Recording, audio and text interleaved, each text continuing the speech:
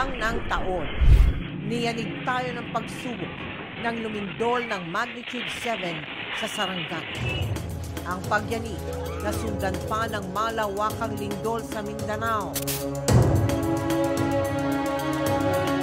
Hindi rin tayo nakaligtas sa mga bagyo. Pati na pag-aalburoto ng Bulkang Mayon. Nasaksihan din natin ang paghihirap ng mga kapuso natin na apektuhan ng oil spill sa Oriental Mindoro at ng mga mangingisda sa Scarborough Shoal na hindi makapamalaot dahil sa panghaharang ng mga Chinese Coast Guard. Sa gitna ng mga hamon, ang Tinay Kapuso Foundation palaging nakaagapan para sa mas malaking misyon. Talaga pong kayo po ay sumasakay pa ng bangka para mahiyatid lang sa mga kabarangay ko yung ipapaabot yung tulong. Ang simpleng hiling naman ng school supplies ng mga batang nasa mahirap at malayong lugar ating ring tinugunan.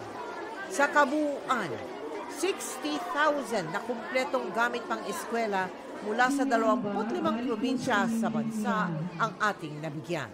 Ang Sarangani po ang pinakamalayo na district. Lahat po ng schools ng Sarangani District ay nabigyan po ng GMA Kapuso Foundation.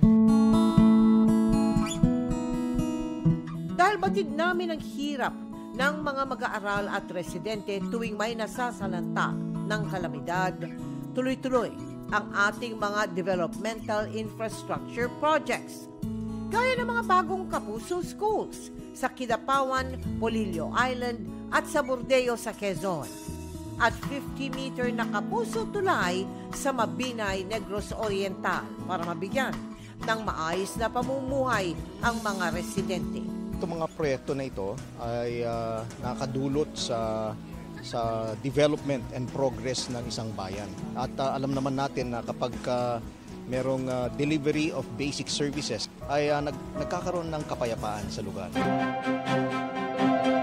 Hindi rin mawawala ang ating tulong medikal, kung saan nagbigay tayo ng mga gamot sa mga ospital at health centers sa mga probinsya, pati na hand and arm prosthesis. Ang iba naman, naging bayaning kapuso sa pamamagitan ng pag-donate ng dugo.